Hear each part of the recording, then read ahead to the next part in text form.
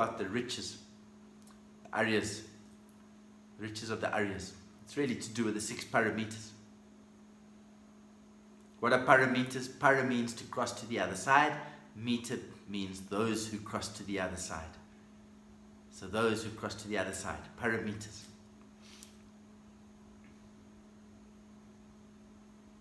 One of those paramitas also is generosity. We can practice prostrations actually. We've spoken about pride and arrogance. As an antidote to pride and arrogance, we can do prostrations. Bend that back. Practice humility. Bow down to your great teachers.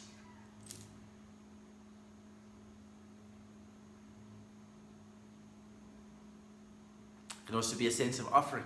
You offer your body. When you're doing prostrations, you're offering your body. Offering your speech. While you're doing the prostrations, you're reciting mantras. Offering of mind. While you're doing the prostrations, reciting your mantras, you're visualizing the Buddhas, you're visualizing your root teacher. You visualize, you're benefiting countless suffering sentient beings. Your life, your mind is full of joy.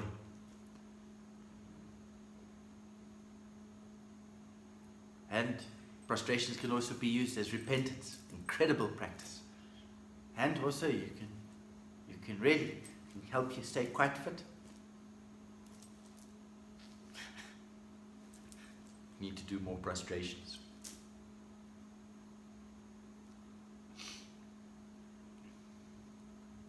So generosity. Generosity is not only the act of giving. And it's such a good quality. It's such a great quality. But it's also having warmth when you give. It's being selfless when you give. Give nicely. When a beggar comes, what do we sometimes do? Go away. Not only to give them the material thing, but to give them a sense of worth. Really. Offer it very kindly. Smile at them. If you can't do it then first don't give. Walk away. Decide if you really want to give. Come back and give. It's not important how much you give. It's the act of giving. Your aspiration. When you give, don't just think, I'm just giving you this coin, I'm giving you this note, I'm giving you this meal. So dedicate. I wish that by giving this, just in your mind, that I'm not only giving you this, but I'm giving you and all sentient beings the wish to be free from all suffering and attain perfect enlightenment, to have perfect happiness. So it's one thing is the material thing, but what is your wish, your aspiration? Make it as vast and as great as possible. Wonderful, great practice.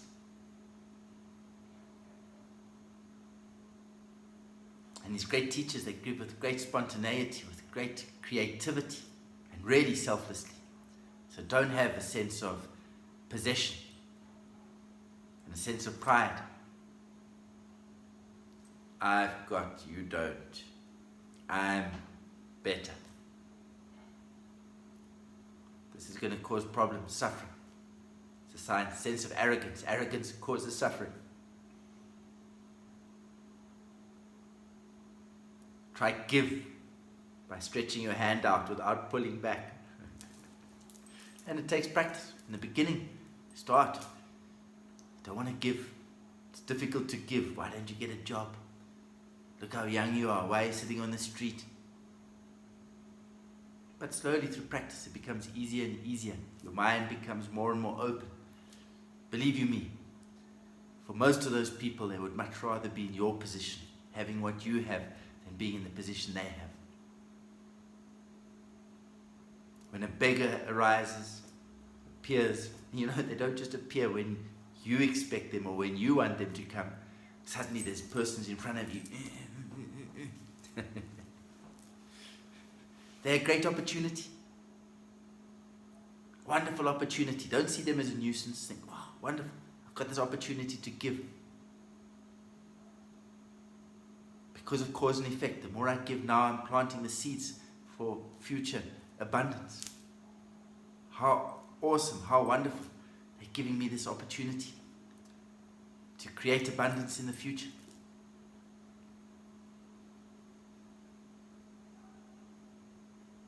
Why do we think it is we have what we have today? Because of our previous generosity.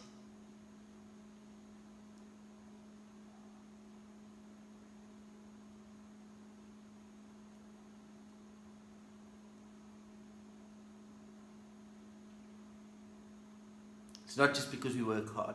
Work hard helps. But you look at some people, they've got such a great business plan. Everything seems just right. They work really hard. It just doesn't work. Other people, they don't work hard. They don't have a great business plan. But somehow, they always seem to have enough. They have more than enough. Where does that good luck come from?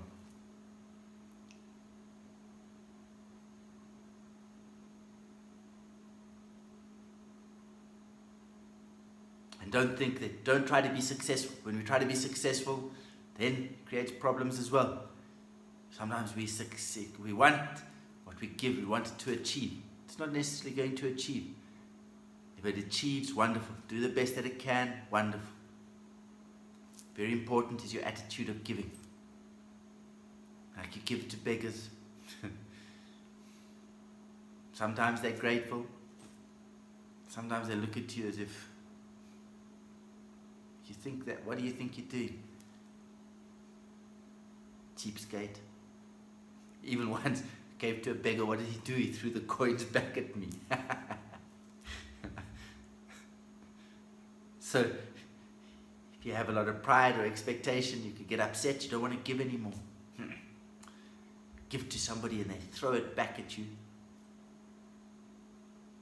So if you're giving, don't expect them to be all nice and happy. Of course, if they are, it's great. And if they are, you feel happier and you want to give more. Or you're happy to give more. So if you're receiving, then remember this. And receive with great gratitude. And give people the opportunity to give. People want to give, accept graciously. It's a two-way street. For people to give, there must be somebody to receive. Remember, it's not always about you. Sometimes it's about other people.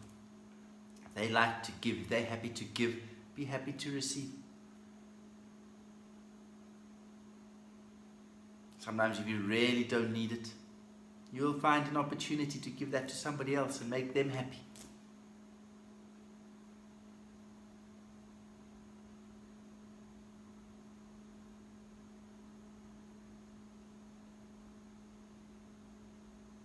And sometimes we work so hard. We work so hard for ourselves. We want this.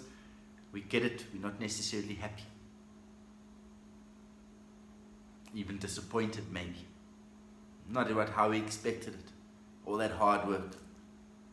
Just for ourselves. And then at the end of the day, we're not happy. You give to other people. Really, you have a good feeling about giving. And the other person's also happy.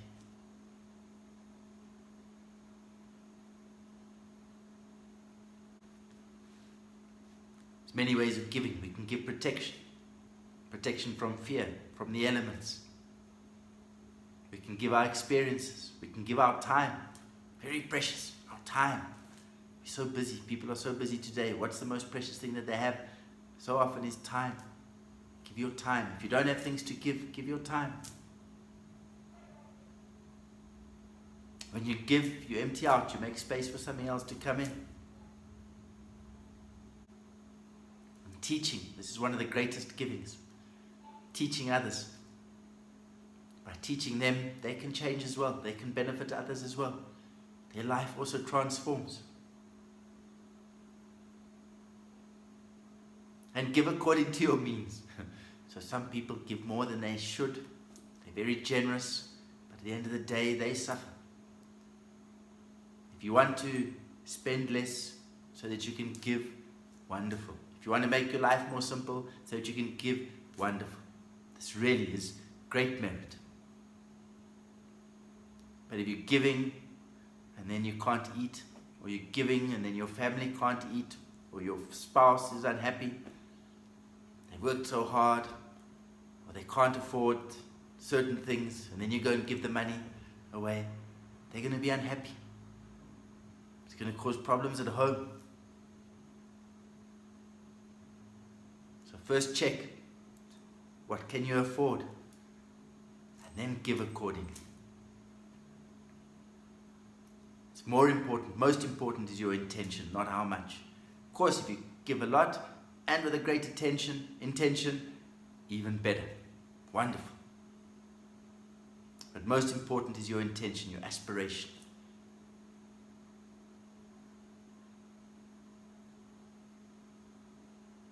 Sometimes when we give a lot, we also have a sense of pride. Watch out for this. So you might get somebody that brings a great offering of a mandala. It's a gold mandala. Another person has got a silver mandala. When they bring their silver mandala, we think, my silver mandala is so special. Then they see the person with a gold mandala. Oh, they feel embarrassed. Oh, mine's so little. Don't be like that. Offer what you can. Offer happily. It's your offering, not your comparison or competition with anybody else. And the person with the gold one might be thinking, nobody's going to compare to me. So they're going to practice arrogance. They're going to have arrogance. You can come with a very simple mandala, very cheap, but your intention can be that I wish that every being has everything that they can have, that the teachings may go to every sentient being, that they can be free of all suffering, that they may attain enlightenment. Incredible aspiration. Your aspiration is probably much greater than whoever's brought the golden mandala or the silver mandala. Most important is your wish, your aspiration. If you can do that with the silver and the gold mandala as well, incredible, wonderful. Most important is checking your own aspiration. Why are you giving?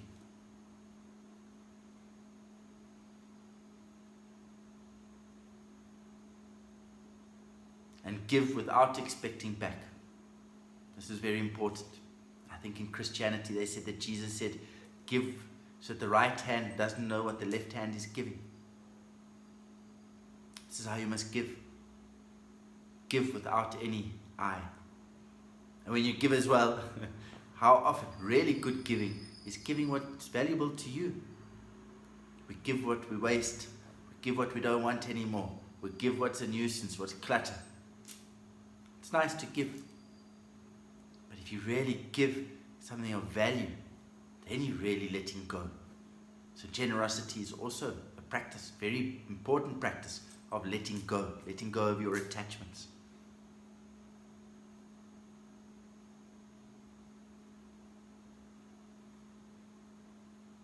We think people are really nice if somebody's cold, they don't have much, and somebody takes off their jersey. Just gives them their jersey. We think, wow, how wonderful this person is. What about somebody that wishes for all beings to be free from suffering and really practices and does their best to benefit all sentient beings? How special is that? And by giving, it does come back. Eventually it comes back. Cause and effect. But of course, this isn't the purpose for giving.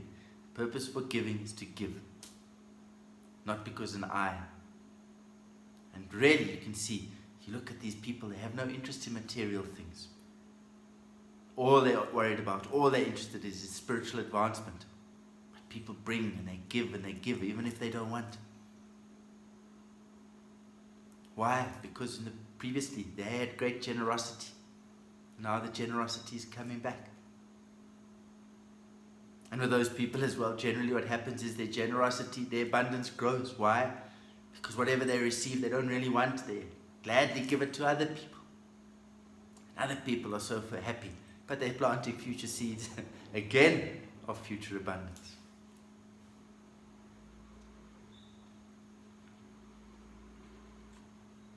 And watch how you give as well. If they say, if you give at first, but you're stingy when you give, and then afterwards you're happy. Then in the beginning you might not have as much abundance, in the end the abundance comes. Or if you're really happy that you gave, but afterwards you resent or you regret that you gave. In the beginning you may have abundance, in the end the abundance will reduce. So keep your motivation pure. Give. And once you've given, that's it. Don't think about it anymore. It's given. Make sure your intention is good.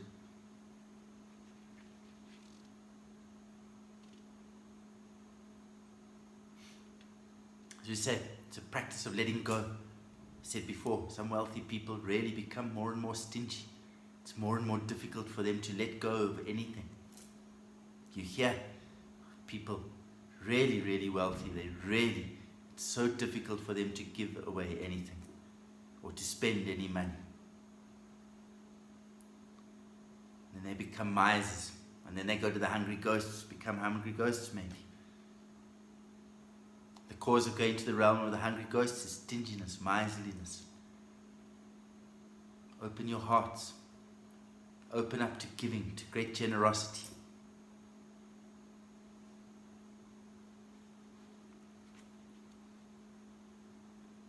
So what is transcendent giving? In fact, in giving, there's the 6 paramitas. Giving is the action of giving and completing the giving. The discipline of it is giving things that are valuable,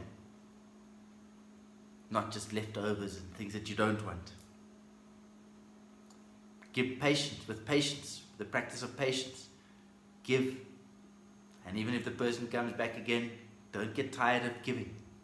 Sometimes we see the same people all the time. Don't lose patience. Doesn't mean you have to give every time, but only have patience. Always have patience to give when you can.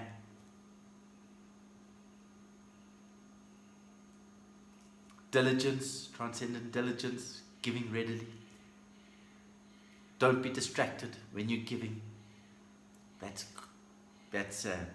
concentration, and the wisdom is without the idea of a subject, not somebody giving, not somebody receiving, and no action of giving. So you realize the illusory nature of it. And that's with teaching as well. You can apply those principles with teaching as well. You transmit the Dharma, you give the teachings, that's giving. The discipline of the teachings is that you give, you teach, irrespective of whether other people are jealous. Not to do it for your own honor, your own pride, your own fame. To do it with patience. No matter how many questions, how many times people come to ask again, teach, help again and again and again. Don't be lazy about teaching. Be energetic, willing to teach. Don't get distracted while you're teaching. And the wisdom, there's no action of teaching. There's nobody teaching. And there's no recipient of the teaching. The illusory nature of everything. The best giving is to give when you're abiding in the true nature of mind.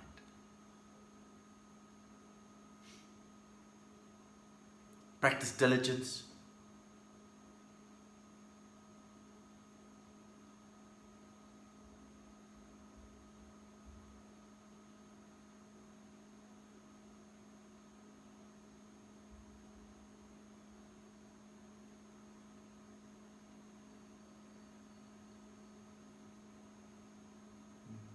I think that's enough for today.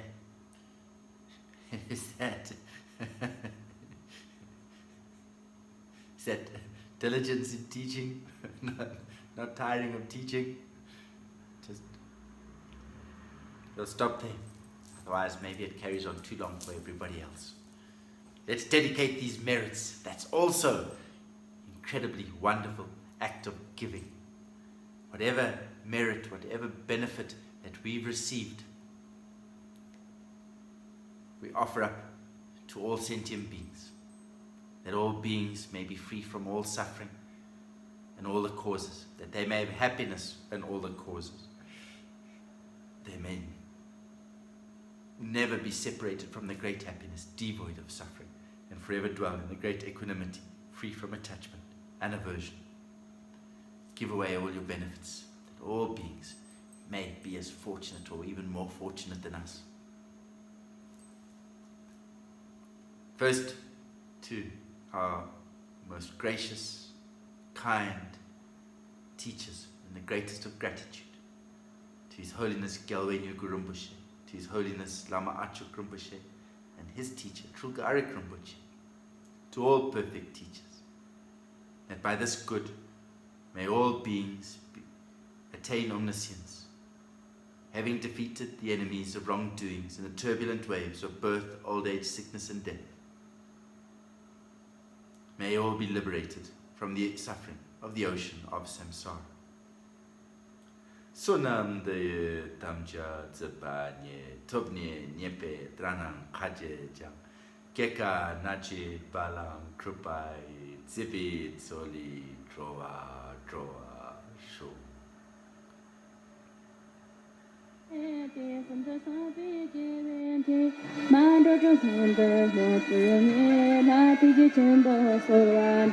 Om